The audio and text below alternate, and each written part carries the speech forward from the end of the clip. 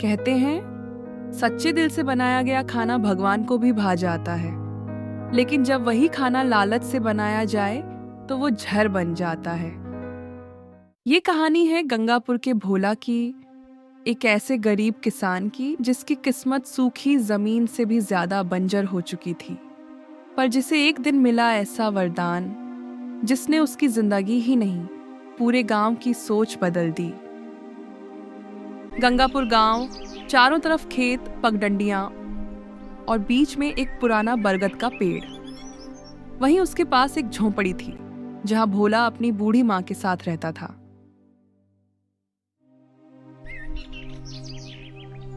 हर सुबह वो अंधेरे में उठ जाता, बांस की टोकरा उठाता और जंगल की ओर निकल पड़ता।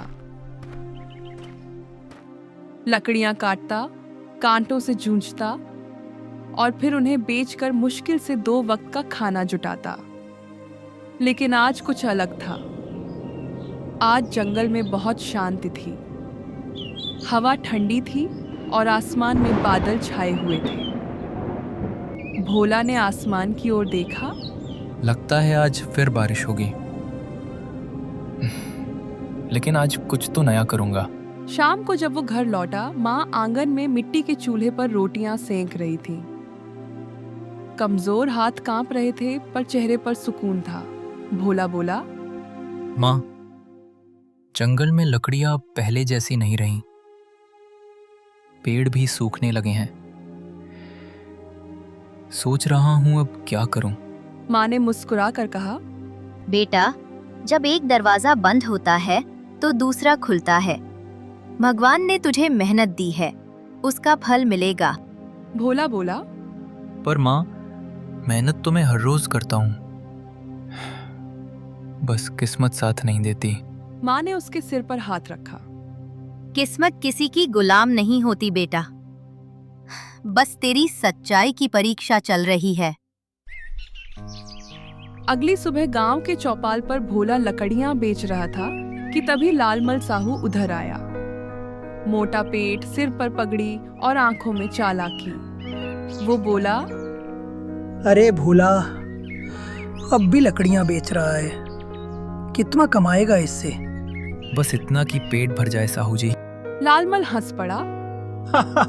पेट तो भरेगा, पर जिंदगी यूं ही खाली रहेगी। देख भोला, अगर चाहे तो मैं कुछ पैसे दे दूं, छोटा मोटा काम शुरू कर ले। ब्याज थोड़ा ज्यादा रहेगा बस। भोला ने झिझकते हुए कहा, पैसे? लेकिन लौटा पाऊंगा तो? लालमल बोला, लौटा पाए या नहीं, तेरा घर तो है ना, वो गिरवी रख दे। भोला कुछ पल चुप रहा, फिर बोला, ठीक है साहू जी, अगर माँ मान जाए तो। शाम को भोला ने माँ से कहा, माँ, लालमल साहू ने कुछ पैसे देने को कहा है। सोच रहा हूँ कोई नया काम शुरू करूँ। माँ ने पूछा, क्या काम? बारिश का मौसम है, सबको गर्मा गर्म चीजें पसंद आती हैं। क्यों ना पकौड़े बनाकर बेचूं। माँ ने मुस्कुरा कर कहा, बहुत अच्छा सोच है बेटा। पर याद रखना, लालच मत करना, बस सच्चाई से काम करना। भोला ने कहा, हाँ माँ, मैं मेहनत करूंगा, खुद बनाऊंगा, खुद बेचूंगा। अगले दिन उसने साहू से कुछ पैसे लिए, तेल, बेसन, प्याज और आलू खरीदे। रात भर बैठकर माँ के साथ बैटर बनाया, प्याज काटे और छोटा सा ठेला बनाया। सुबह वो गांव के हाट में गया और ठेला लगाया। गर्मा गर्म पकौड़े ले लो, सस्ते और स्वादिष्ट। कुछ लोग आए पर उन्होंने एक निवाला खाते ही मुंह बना लिया। अरे भोला, ये पकौड़े हैं या पत्थर? तेल पुराना है क्या? बदबू आ रही है। भोला का दिल टूट गया। उसने ठेला समेटा और चुपचाप घर लौट आया। माँ ने देखा तो पूछा, कुछ बिके? भोला ने सिर झुका लिया। नहीं माँ, लोग मजाक उड़ा रहे थे। माँ ने बोला, कोई बात नहीं बेटा, असली स्वाद मेहनत का होता है। बस थोड़ा धैर्य रख। उस रात गंगापुर में तूफान आया। बिजली गरज रही थी, हवा पेड़ों को झुला रही थी। भोला और उसकी माँ अपनी झोपड़ी में बैठे थे कि तभी दरवाजे पर किसी ने दस्तक दी। भोला बोला, कौन है इतनी रात को? बाहर से धीमी आवाज आई। बेटा, एक भूखा यात्री हूँ, क्या थोड़ा खाना मिल सकता है? भोला ने दरवाजा खोला। सामने एक बूढ़ा साधु खड़ा था, गीले कपड़े, कांपते हाथ। भोला ने कहा, अंदर आइए बाबा, मेरे पास जो बचा है वो सब आपका। उसने अपने बचे हुए पकौड़े गरम किए और बाबा को खिला दिए। बाबा ने मुस्कुराकर कहा, बेटा, तूने भूख में भी किसी को खिलाया, ये बहुत बड़ा पुण्य है। मैं तेरे लिए कुछ छोड़ कर जा रहा हूँ। उन्होंने अपनी झोली से एक छोटा मिट्टी का कटोरा निकाला। इस कटोरे में जो भी बेसन बनेगा वो कभी खत्म नहीं होगा, लेकिन ध्यान रहे, अगर किसी लालची ने इसे छुआ तो उसका सर्वनाश होगा। इतना कहकर बाबा धीरे धीरे दरवाजे से बाहर निकले और बारिश में गायब हो गए। भोला और उसकी माँ उन्हें जाते हुए बस देखती रह गईं। कभी कभी किस्मत एक मामूली चीज में छुपी होती है, और भोला को किस्मत मिली थी एक मिट्टी के पुराने कटोरे में। रात भर भोला को नींद नहीं आई। वो बार बार उस छोटे कटोरे को देखता और सोचता रहा, क्या वाकई ये कोई जादुई चीज है या बस बाबा की दया का प्रतीक? सुबह की पहली किरण के साथ उसने कटोरे को उठाया। माँ ने पूछा, क्या सोच रहा है बेटा? माँ, बाबा ने कहा था कि इस कटोरे में से जो भी बेसन बनेगा वो कभी खत्म नहीं होगा। चलो देखते हैं, सच है या बस सपना। भोला ने थोड़ा पानी डाला, 2 चम्मच बेसन मिलाया। जैसे ही उसने चम्मच से घुमाया, कटोरे के अंदर से हल्की चमक निकलने लगी। भोला चौंक गया। माँ, देखो तो, इसमें से बेसन अपने आप बन रहा है। माँ ने भी देखा, कटोरा भरता ही जा रहा था।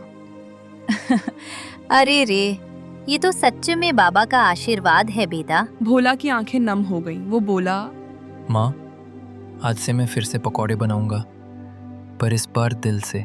भोला ने चूल्हे पर तेल रखा।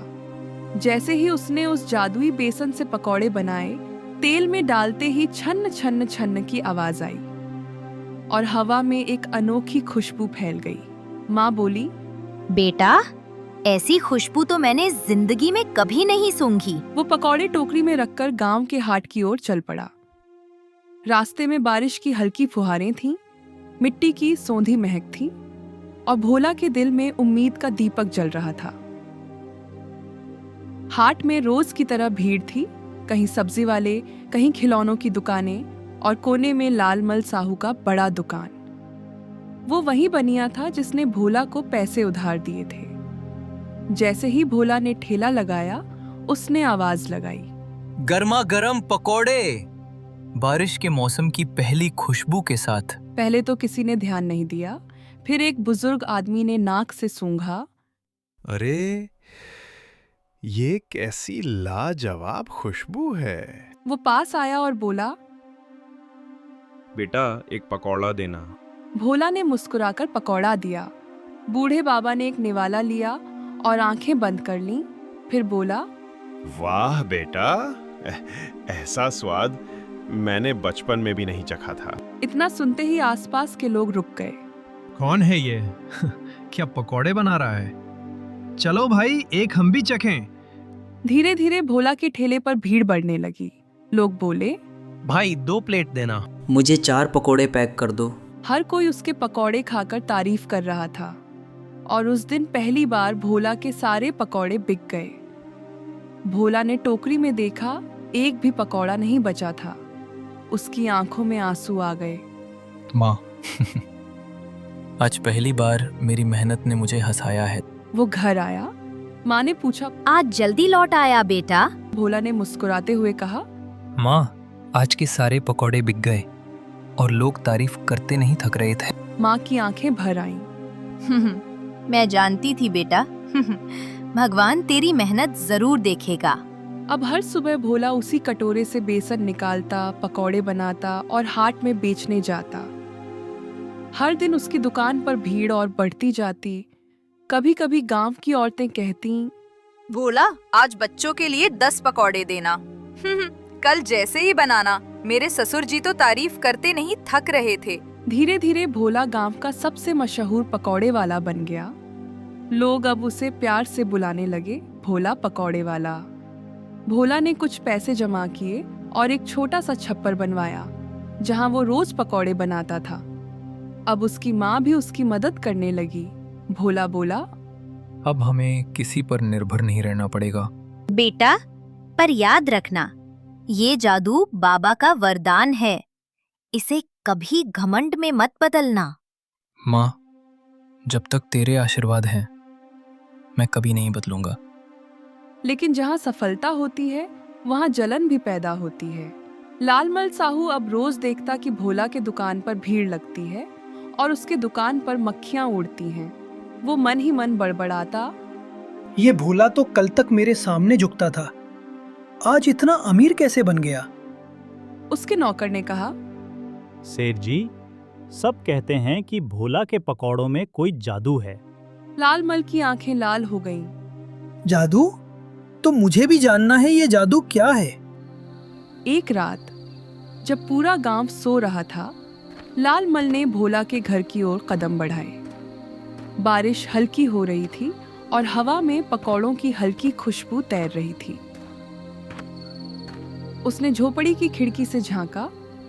भोला सो रहा था और उसकी माँ भी। आंगन में एक मिट्टी का छोटा कटोरा रखा था, वही जिससे हर दिन बेसन बनता था। लालमल की आंखों में लालच चमक उठा। वो धीरे धीरे अंदर गया, कटोरे को उठाया और बोला, अब ये जादू मेरा होगा। वो हंसता हुआ वहां से निकल गया। अगली सुबह भोला उठा तो देखा कटोरा गायब।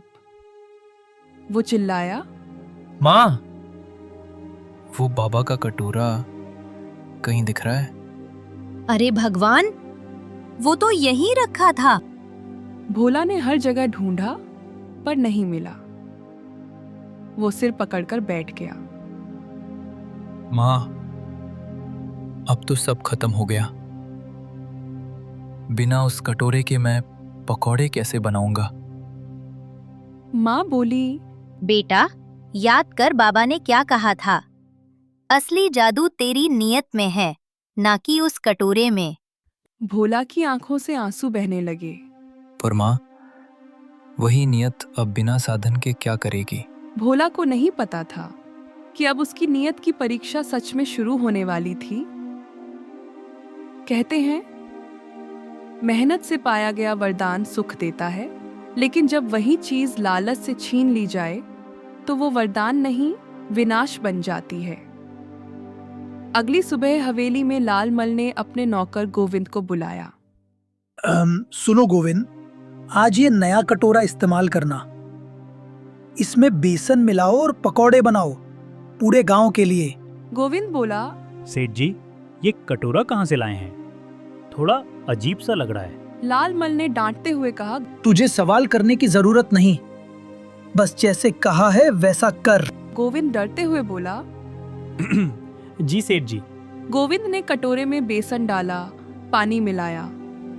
पहले तो सब ठीक लगा, लेकिन जैसे ही उसने उस बेसन से पकौड़े तले, तेल से अजीब काली धुआंधार बदबू आने लगी। गोविंद चिल्लाया, अरे सेठ जी, तेल से धुआं उठ रहा है, पकौड़े जल रहे हैं। अरे मूर्ख, जल्दी निकाल, जल्दी निकाल। लेकिन पकौड़े काले और सड़े हुए हो चुके थे। फिर भी लालमल ने आदेश दिया, इन पकौड़ों को बेचो। लोग खुशबू से खिंचते हैं, उन्हें क्या पता चलेगा। गोविंद मजबूरी में वो पकौड़े लेकर हाट पहुंचा। वहां लोगों ने देखा, अरे सेठ के पकौड़े, चलो देखें क्या खास है।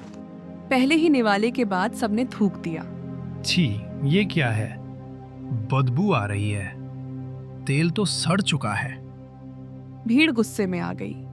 धोखा दे रहा है सेठ, ये जादू नहीं, जहर है। शोर शराबा होने लगा और तभी गोविंद के ठेले में आग लग गई।